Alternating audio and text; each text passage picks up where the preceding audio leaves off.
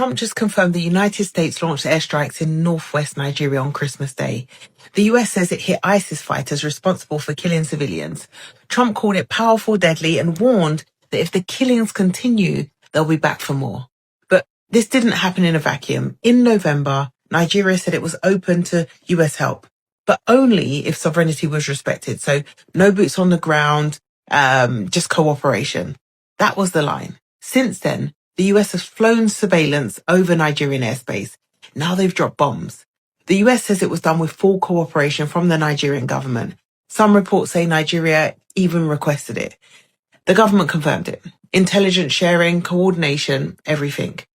These weren't rogue strikes, despite what we're seeing online, right? The mood seems chaotic.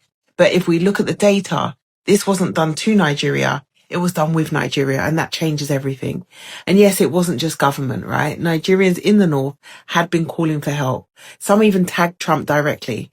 That tells you just how desperate it's been. And we can't take that lightly. When people are unprotected and unheard, they'll look anywhere for rescue. But we need to be mindful that even rescue comes with terms. And just to be clear, I'm not in love with the idea of Trump entering Nigeria. I've been really clear about this. I'm wary of it, deeply. But I do understand the insecurity. If a government feels it can't handle the insecurity alone, then yes, maybe it should seek help. And yes, I know that there's tension with neighbours in the Sahel. The politics aren't easy. But if the region's on fire, Nigeria shouldn't be waiting for harmony. It should lead anyway. What's Trump getting in return?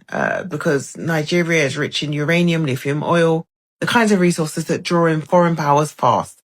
But I'm not going to dwell on all of the minerals, because I realised when we talk about the lives and resources in the same breath, it starts to sound like we're justifying one with the other, and that's not what this is.